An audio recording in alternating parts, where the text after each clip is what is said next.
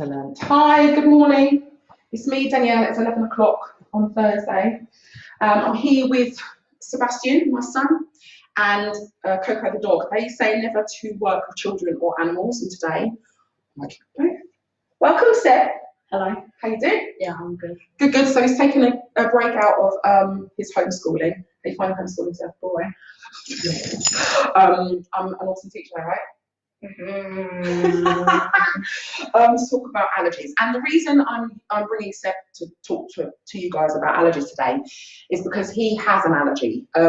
He has an allergy which kind of rears its head every year, and his first allergic reaction took place when you were tiny little baby. He was about 18 months old, and we were visiting a friend in Enfield. And he decided to take some nuts that I had in my bag when I was pregnant with his sister. My thing at the time was peanuts, raisins, and chocolate chips. Don't judge me, but that's what my thing was. And Sebastian decided to go into my handbag and take a mouthful, and then run off, which was really difficult for me to go and try and catch him with a 7-month pregnant belly. But catch him I did, and we put him in the car to come home, and then he started crying, and I looked in the back of the car, and his whole face had kind of puffed up, right? I mean, all of the insides of his eyes had come out, his lips had started to swell up a bit, and he had hives all over his face, and was crying and scratching his face. I obviously was terrified, pulled into A&E at Chase Farm Hospital, and where the paramedic, very dramatic he was, kind of looked in the back of the car and said, "What's wrong?" And I said, "My son's face is puffed up." And he said, "Oh, it's anaphylactic." Kind of grabbed him and ran. And I was working for St John Ambulance as a trainee then, and knew very, very well what anaphylaxis was. I was petrified. I parked the car, went in, and Seb was sitting on the bed in just his nappy. I just saw him just look at the end, with an oxygen mask on, and they'd given him some Puriton. So even at that early stage, we were aware that it wasn't an anaphylactic reaction. In fact, what they'd written on his discharge form was that he had something called angioedema. And angioedema is a swelling of the soft tissues, but it's not anaphylaxis. So I think it's quite important that people understand the difference between the two things. I have hay fever. Sebastian has an allergy every year, and in fact, I think he's just getting over it now. So face something where he has. Did you use the the knife that was up there already? Yeah. Okay, so I've had some cashew nuts today. His face has started to come up in a little bit of a red rash. Is it itching? Mm-hmm. Do you want to go and take a pill, mate? Wow, live on TV. So we have an allergic reaction right now. Where he has an allergy to peanuts, quite a bad allergy, but not anaphylactic. And that's quite interesting because people do genuinely get confused. So do you remember the time when we were in Croatia and you had so scary. Accidentally had some peanuts? What happened? Do you remember? Speak up. So I had like a ice cream, and because it was in Croatia, I couldn't read the writing, and I tasted it, and I was like, "Mum, this tastes quite nutty." So I gave it to Mum, and Mum said, "Nah, it's fine." And then I then said, "Are you sure?" And then so Mum tried another bit. Don't know if it was being greedy, but and so she tried it that time, and then went back into the store and asked if it was peanuts, and yeah, it was. Yeah, so he had actually got peanuts. And how did that make you feel? Because I know that with allergies, you can get quite anxious. So do you remember how you felt at the time? Yeah, I was scared. Mm-hmm. I kept saying I was going to die. Yeah, I kept saying he was going to die, which obviously had to reassure him he wasn't. And because of his allergies throughout the year anyway, he was on a low dose of antihistamines, which he's still on. And I've just told him to go and take another one now, which the doctor has told us to do if he ever exposes himself to nuts. I can't believe that's actually happened. So I've just had some cashew nut butter on toast, and Sebastian's just had a cracker, which he's used the same. Did you use the same knife? And he's used the same knife. And as far as his scratch test was concerned, he's not allergic to cashew nuts. However, it's looking as if he's getting these little red dots around his face now, which tells me that he's actually having an allergic reaction. So he's just taken another antihistamine. And the doctors always said if this ever happens, then he can have an extra dose of his antihistamine just to try and calm the immune system down. So I don't know whether or not that was planned, Sebastian, but can you try not to touch Mummy's nut butters again? So to talk to you about the difference between allergies then and anaphylaxis is an anaphylaxis reaction, or anaphylactic reaction is an all over body reaction. And an allergy, normally with Sebastian especially, it's topical, so it's on the top layer of skin. It doesn't normally seep down any further unless it's peanuts, because then it's a really extreme allergy. And this is the problem with allergies. Just because he's not had an anaphylactic reaction to date does not mean that if tomorrow that was peanut butter instead of cashew nut butter, he had that, he could end up having a full-blown anaphylactic reaction. We do not have any auto-injectors for him because he's never been prescribed one. Can't you just get? No, you can't get one. You have to have an anaphylactic, or you have to have an airway or breathing problem, because the allergies, the auto-injector pens are the things that can keep somebody alive until the emergency services arrive. But because he's never had an airway problem with an allergy before, they've never given him one. And that might be the case for some people, which is why some people then don't understand why they get auto-injectors and some people don't. It's just, you know, what the doctor says. So in terms of an anaphylactic reaction then, I brought with me today, actually, so can you go grab that? Just bend, that's it. Okay, grab that. I've got some pictures here, yes please. You can sit back down here.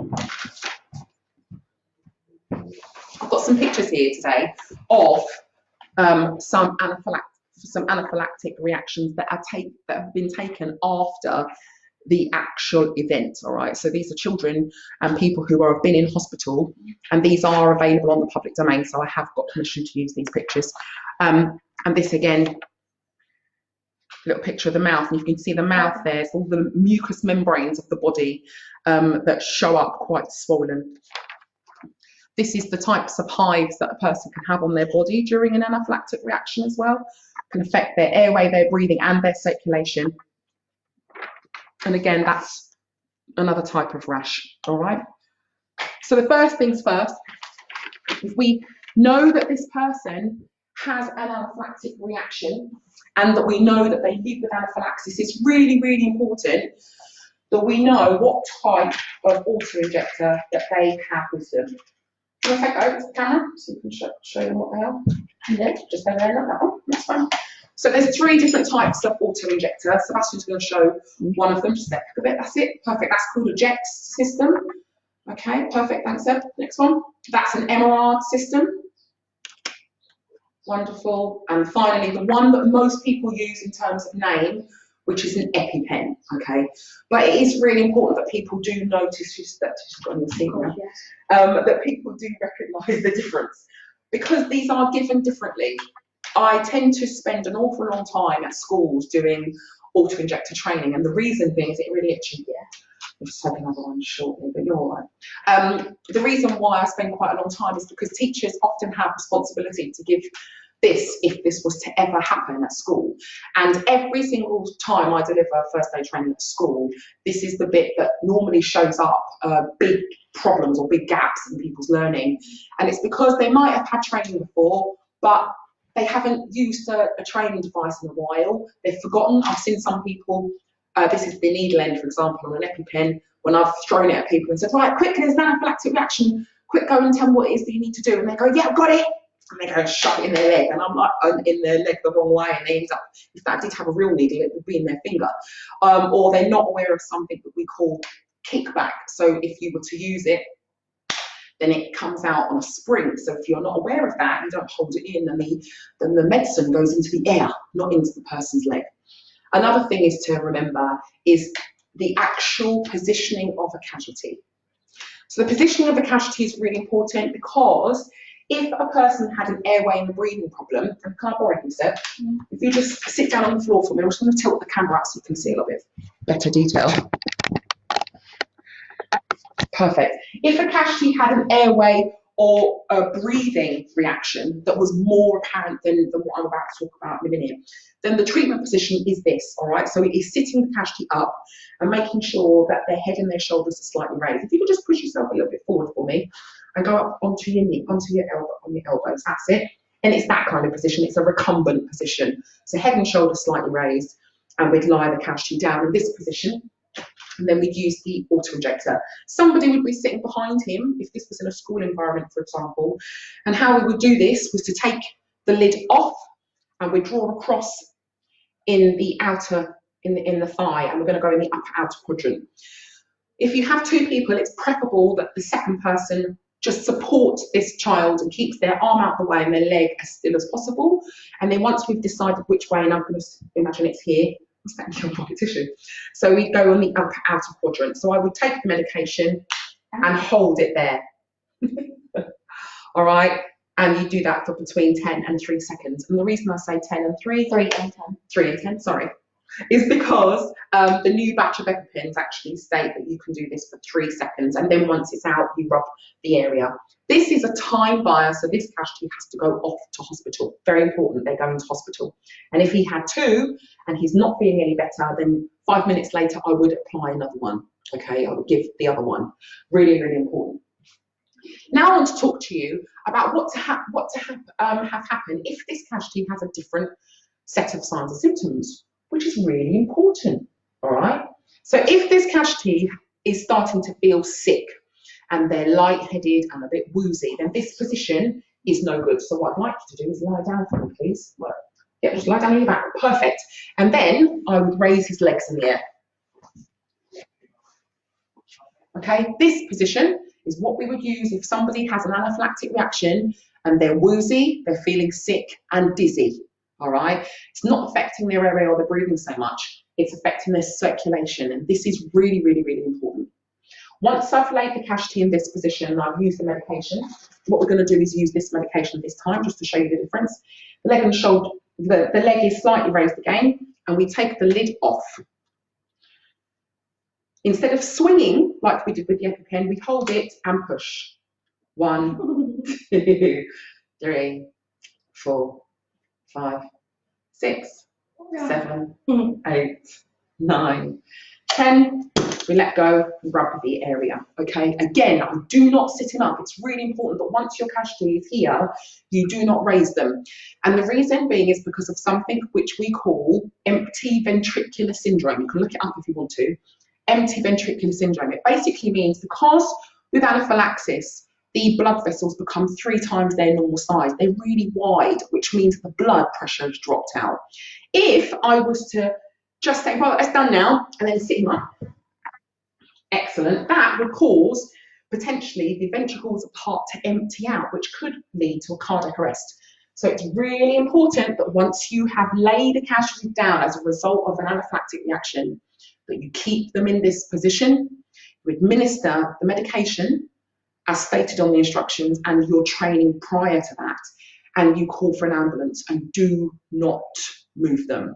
You tell them anaphylaxis, clearly tell them the age of the child, and they can then get the medication prepped up whilst they're on their way in order to save time, because anaphylaxis is a life-threatening condition and people have died because of an exposure to their allergen. Okay, thank you. Thanks, Seb. That's it. You're done, dude. I'll just move that back. Oh, God.